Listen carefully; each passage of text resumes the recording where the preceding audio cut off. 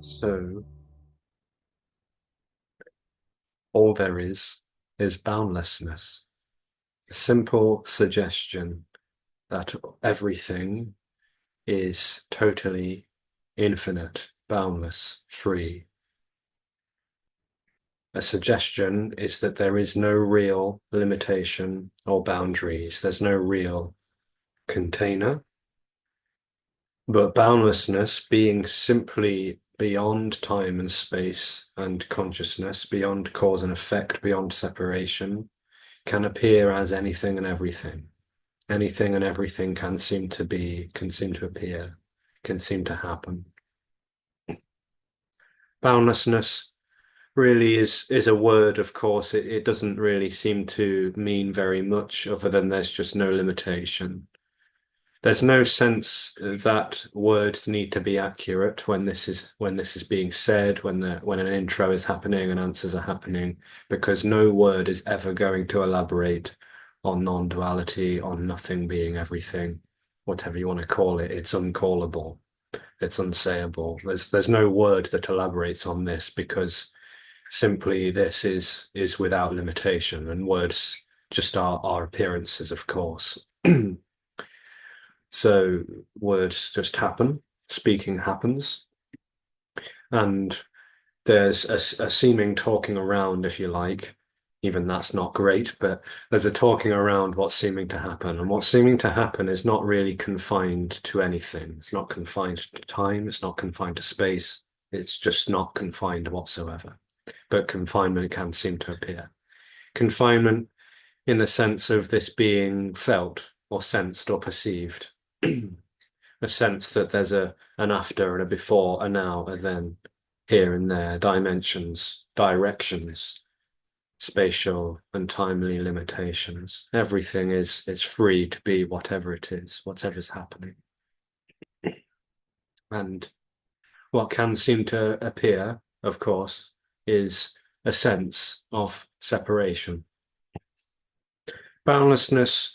I like the word energy too. I don't think energy is that misleading.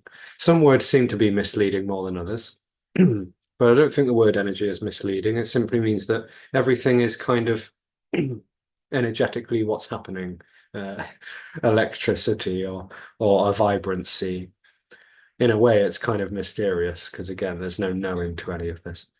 Energetically, boundlessness, freedom, unconditional love, totally without limitation and direction, can appear to be timely, can appear to be spatial, can appear to be limited, finite, separate, contracted, concentrated, moving this way or that way, confined to a like a canal or something. And this, for the human form, can seem to be felt viscerally as a sense that someone is here. So boundlessness is impersonal as well, really.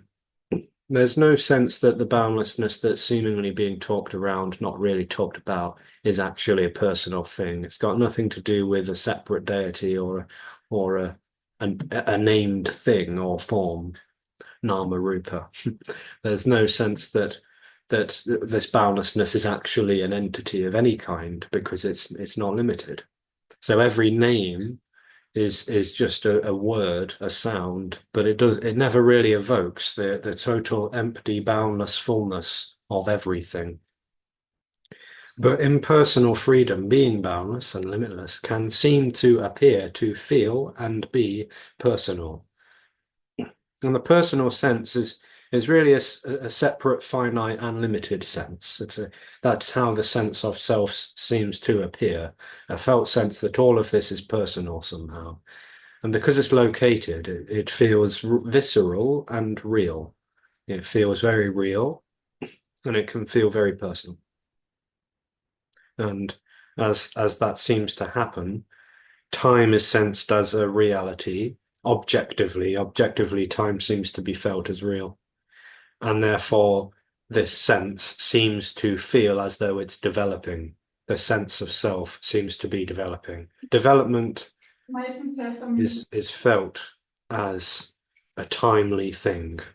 So there seems to be a sense of process, a process happening, a process of me and my life.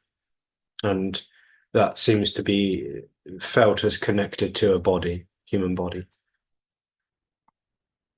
Once upon an illusory, no, sorry, once upon a non-time, there's just, animals and nature and, stars, planets, dust, vapor, everything just simply empty and full, nothing knowing about it, nothing being anything at all.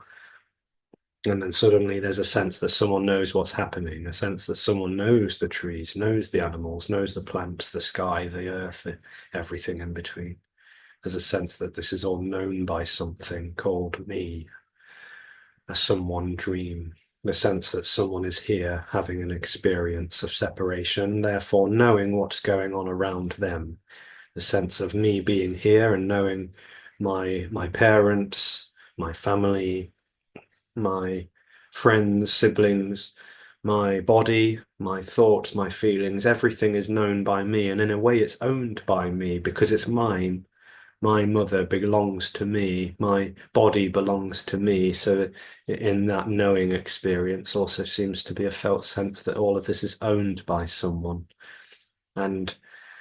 And relationship too, of course, seems to develop in this sense of timeline. So I'm relating. I'm knowing about my body and everyone else and everything else, and I'm owning that somehow because it's my experience, and I'm relating to it all because I'm distant from it. I'm relating to the parent figure or the caregiver or the the nature, the environment around me.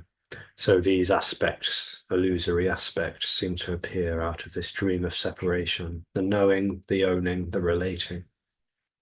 And what also seems to appear is a sense of doer, an author. Someone's navigating this because there's a sense that someone's here. There's a sense that someone is going through this and choosing how to control how all of this unfolds. So a sense that with me and myself comes my choice and free will.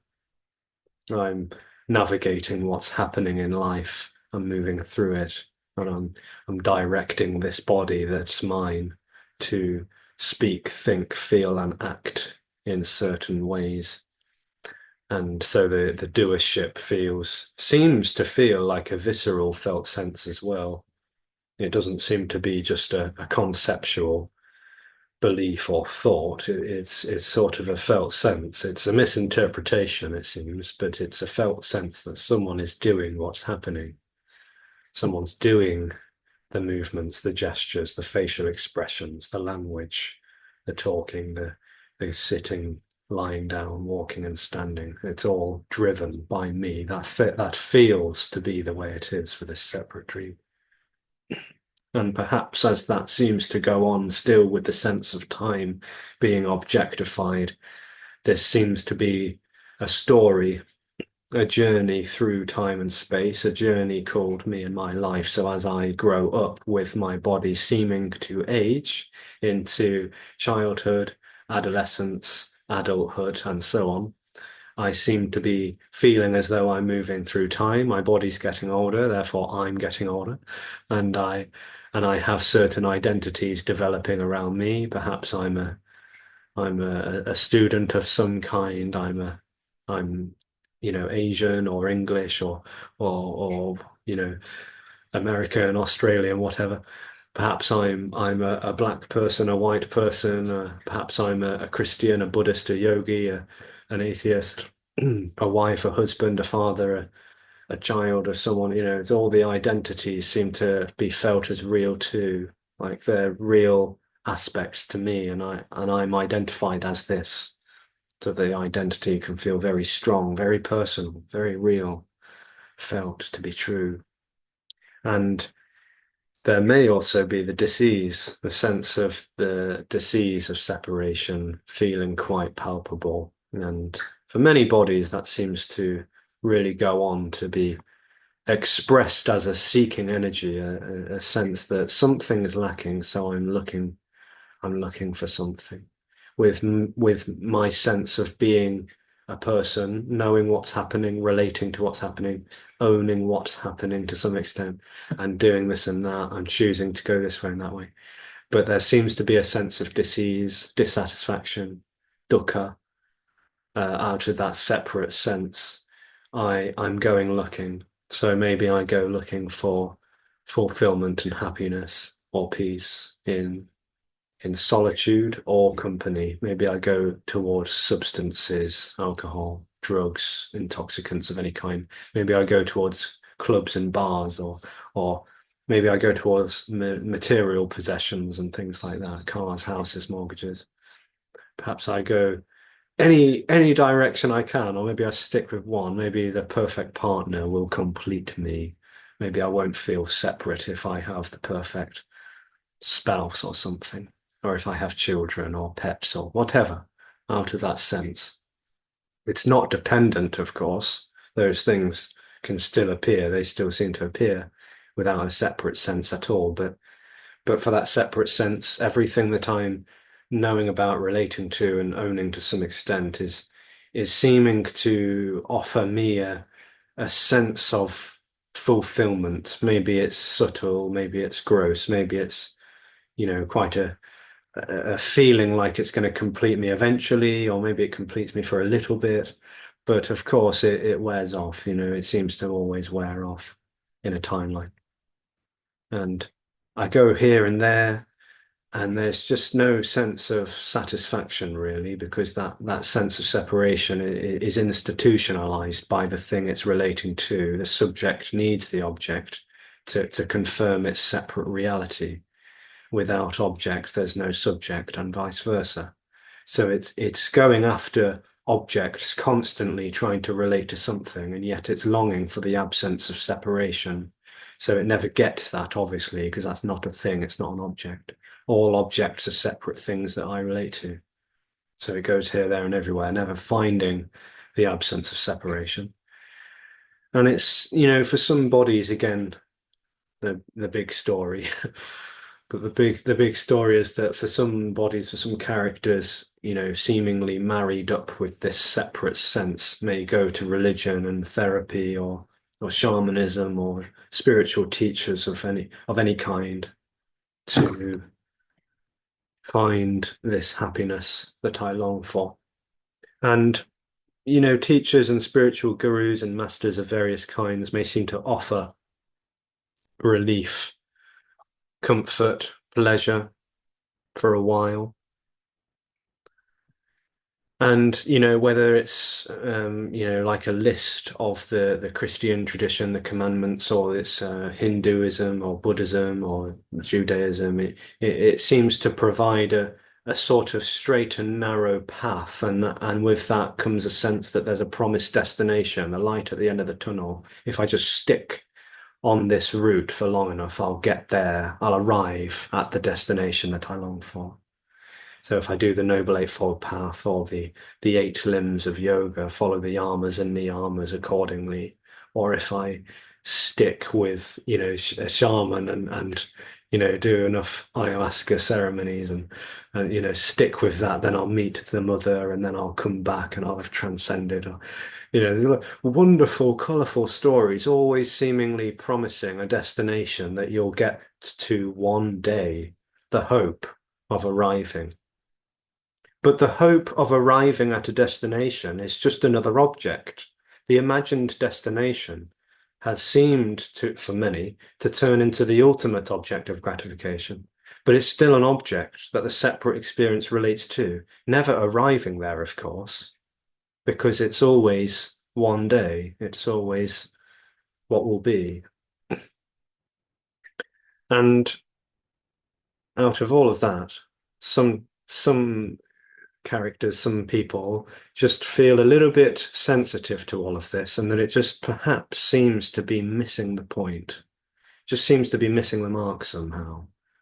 Maybe what I long for can't be found in another book, another scripture, sutra, another mantra, tantra, yantra, can't be found in another path or practice, can't be found in a tradition, a rite, a ritual, a temple, an ashram, a forest, a mountain.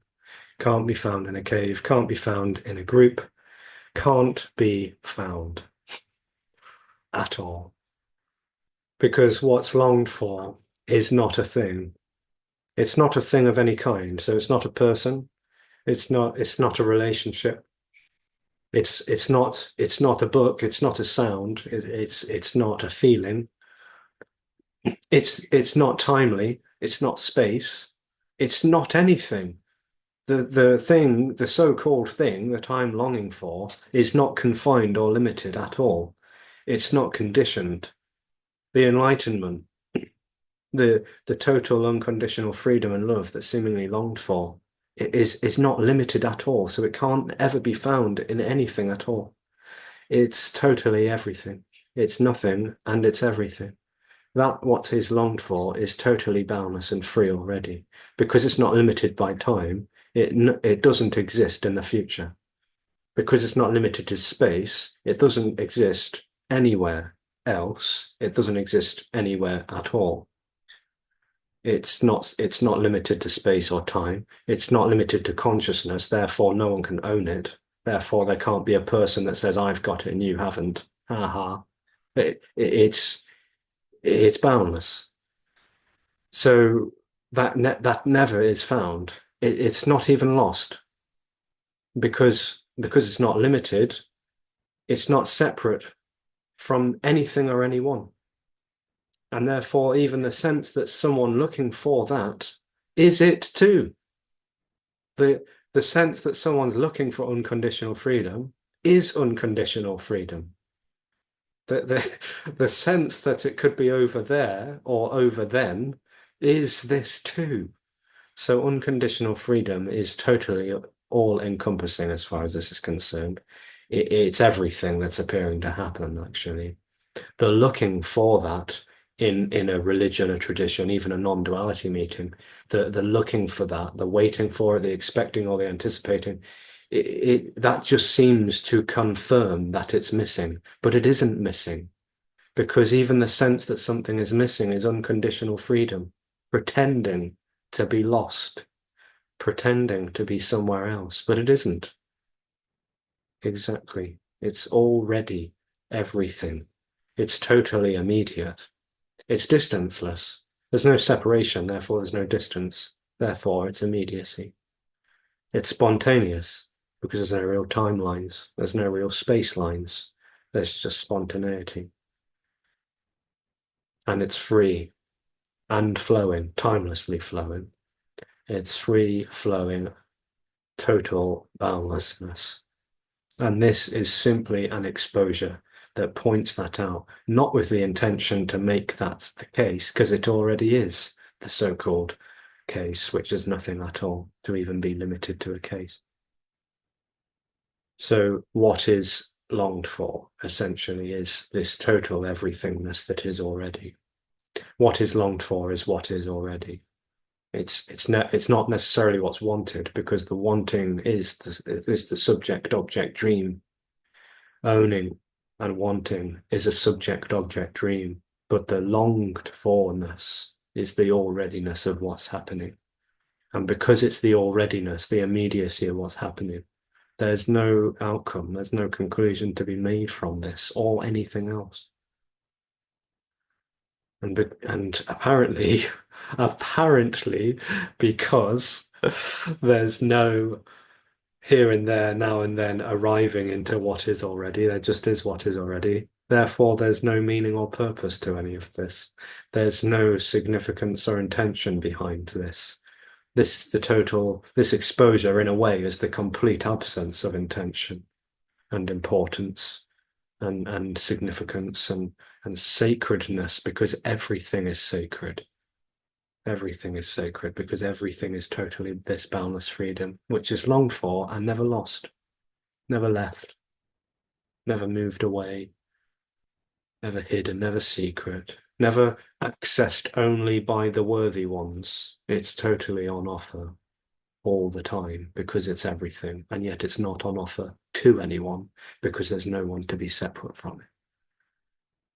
So it couldn't be more obvious in that respect. It just couldn't be more obvious. It's literally screaming and singing and dancing and playing chaotically in and as everything. Never to anyone, just is all there is already.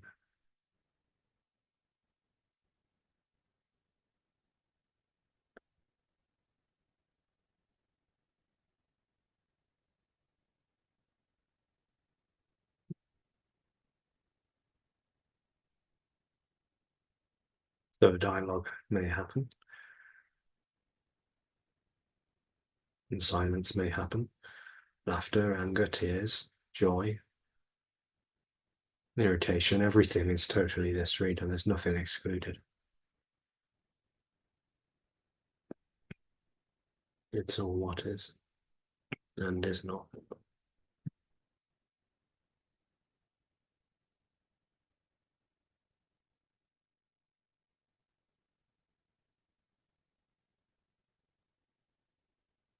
There is no spirit, is there? Spirit. Yeah, there's no spirit. I wouldn't use the word spirit, no. Yeah, because I was just thinking, I of the people that I know that have sort of stopped their addictions, whether it's drinking or whatever it is, and they all seem to have, whatever transformation they have gone through, they all seem to have found God Mm, after. Yeah, a lot of them, because it's so that sort of spirit is like that pseudo replacement is mm, the cork, you know. So whether it's really spirit or the belief system or something, mm. or Yeah, becoming a Iron Man yeah. participant, it's the same thing. Yeah, I mean, spirit is talked about in mystical Christianity, I think, in a very similar way that Hinduism and yoga would talk about prana and Chinese Mm, medicine would talk about chi. And in that sense, that the English, the simple English word, the secular English word would be energy, and that is everything. I mean, spirit makes it sound something, holy and mystical, perhaps, but yeah, it's quite.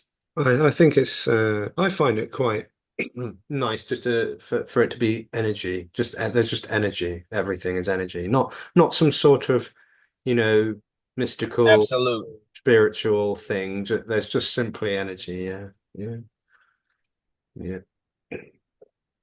Yeah, what happened with me is I made energy into some kind of absolute, when I'll be liberated, I'll be like a pink fog or something, Yeah. Like that's I'll be somewhere in the ether, just like, ooh, so that, but it's the mind that it splits it always. It's something other than, like it's chi or it's ki, prana. It's something else. The force. The force, yeah. So something that I relate to, yeah. Yeah, When there's nothing to relate to energy, just energy, it's obviously not special or anything, it's everything, it's all there is. Specialness in that way requires distance, it requires separation. yeah, Something to be special and something else to be not so special. But when it's all there is, it's got nothing to do with specialness or anything.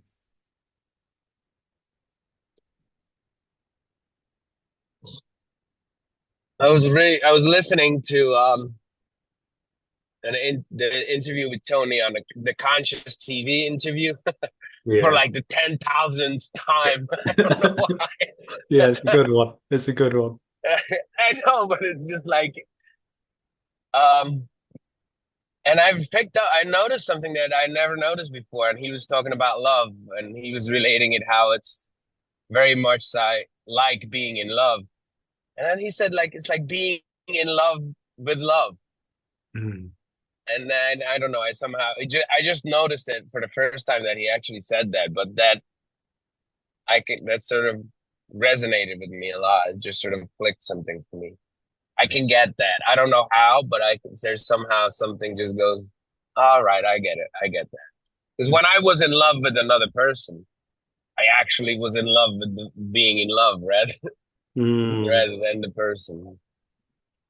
yeah, Anyway, I'll stop babbling now. that's all right. Yeah, it sounds like the illusory separation melting into non-separation as an illusory thing, and then it's like it perhaps in that melting feels like love, falling in love with love, and then there's just no separation, so there's no love loving love, there's just loving happening in and as everything. Yeah. Even anger, of course, it's not a sort of nice, pleasant thing. It's everything, loving everything. Well, if anger wasn't it, I would be in a world of trouble. Yeah. Oh, I tell you, like just for the sake of amusement, nothing else. I mean, I actually get more angry than before. I will say, anger comes up more actually in an apparent illusory, comparison. Anger happens more because in an apparent past it was shunned. It was, rejected and suppressed. It was thought of as a hindrance to spiritual practice. And now it's like, no, anger is fucking raw, sacred. Like it's so pure. Yeah. Nothing filtering, nothing resisting anything, just total everythingness. Yeah. And that's where that's where the parent individual gets scared because I can get angry very easily, you know, often. Mm. So it's just like, oh shit, like if I really let that loose, what the fuck is gonna happen? Yeah. But of course I don't have a control over it anyway. So Mm. obviously I intellectually understand it, but Mhm. Yeah.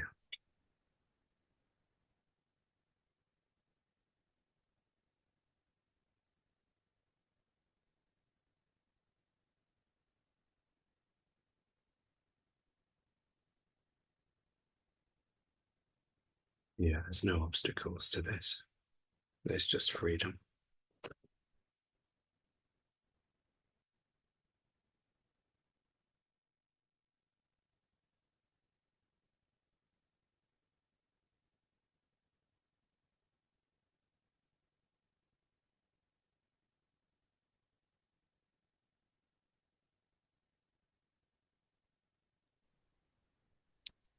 One of the things that's coming up is the isn't-ness. Hmm. Like, I mean, there are ideas about aliveness and energy that they are something. In the ideas, they are something. Yes. And yet the isn't-ness, the absence, the deathness, there isn't any separation with any of those. No. Yeah. But the isn't-ness is in the immediacy, the isn't-ness.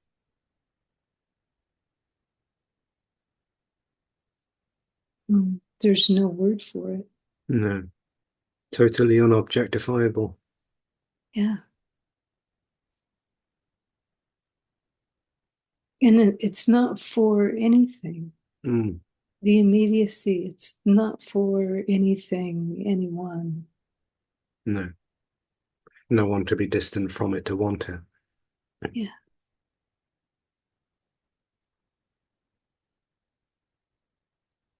It's so obvious, isn't it, that when there's a preference on behalf of some appearances, some characters, there's a preference for the word everything rather than nothing, or the preference for the word fullness instead of emptiness, the preference for the word presence instead of absence, because of course it's the total fear of the complete obliteration, annihilation, the collapse of that which is already not really happening, separation.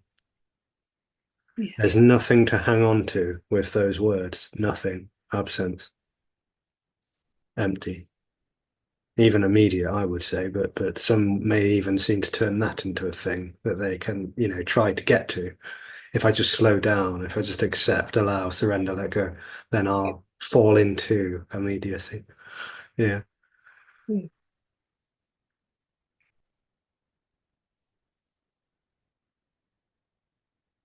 But nothing seems to be the word that people hate the most. Out of all of them. Out of all of them. Yeah. Because there's just absolutely nothing to hang on to with that word.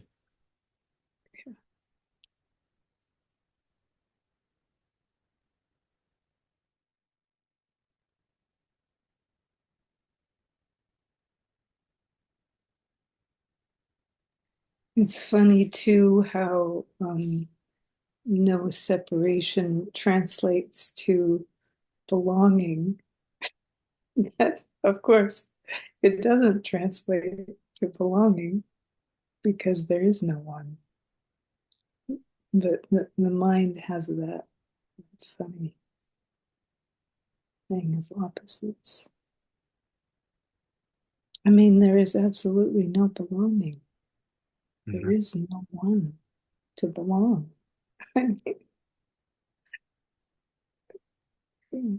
Yeah.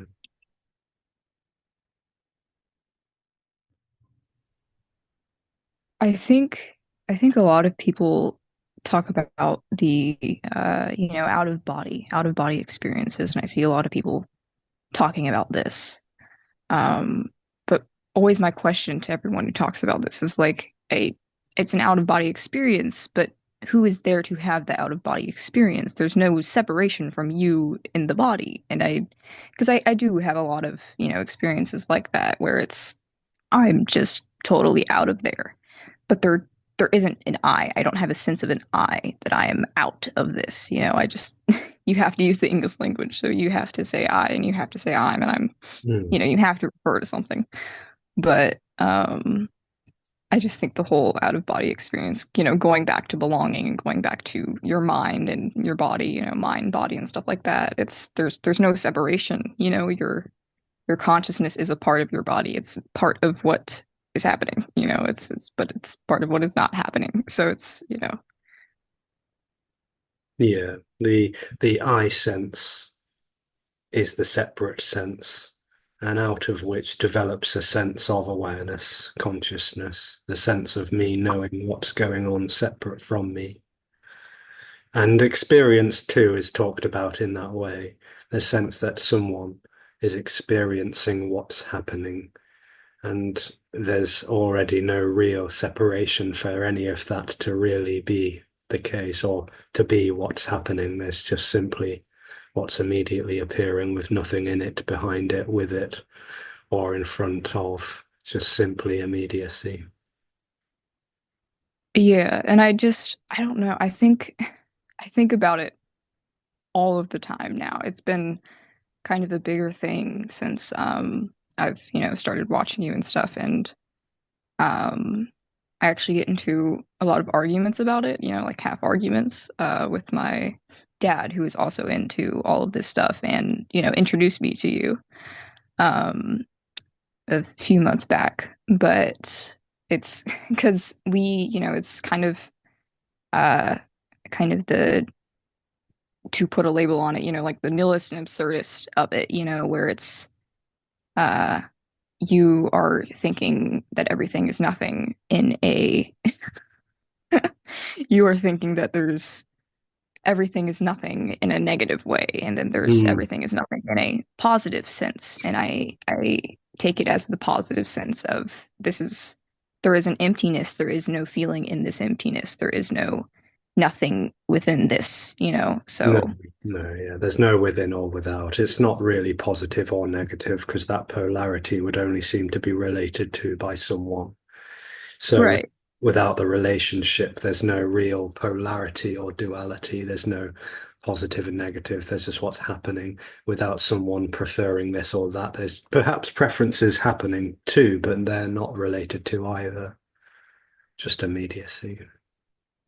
Of course, like, for me, I think I really gravitated towards you and enjoyed, watching you over, you know, Guha or UG, or, are typically my people before, being introduced to you and stuff. But um, I think that the whole way of, when you were talking about, I think it was quite a while back in a Zoom or something, but there's still going to be preferences, there's, um, I am a trans man, and so it's a preference there where you have a preference where you're still going to dress the way that you want to dress, you're still going to Yeah, present the way that you want to present, where, there's whatever just you no one doing can it. call the want. Right, yeah. So I think it's just very interesting in that regard. I've never had anyone, any talker or whatever you want to call anyone, Joey Law and everyone who does this, um, meeting goers and everything. Just you've never had something like that. You've never had that I've never seen, at least.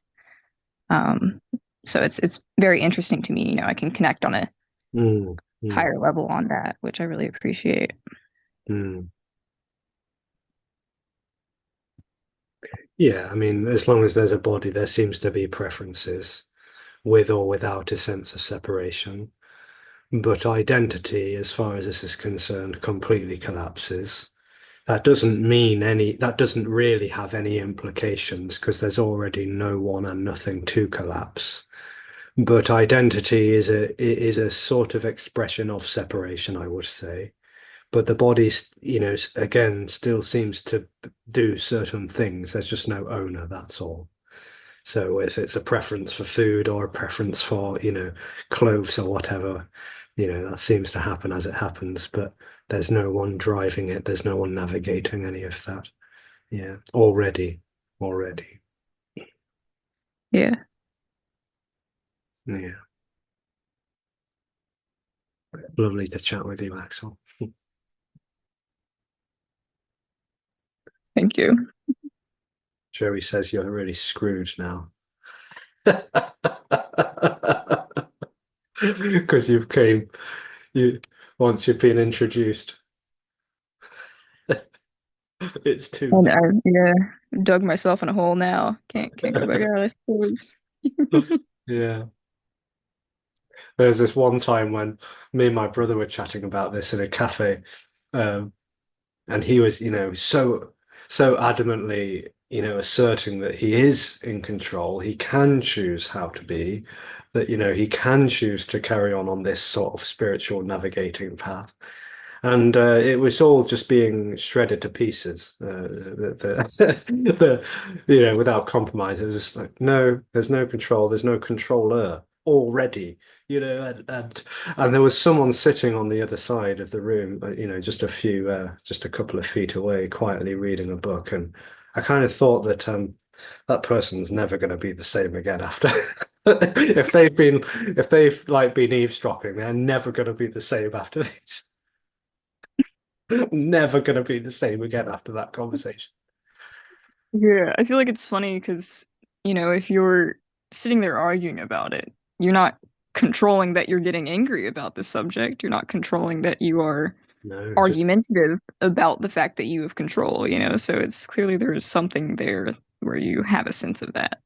I mean, it's just a passionate, raw, unfiltered response with no intention to change anyone, obviously, because there's no one to change. But it's just, there's a pure response of nothingness, which is meeting no one and nothing, just full on. And that, yeah, it's uncontained in a way. It's sort of anarchy. Yeah.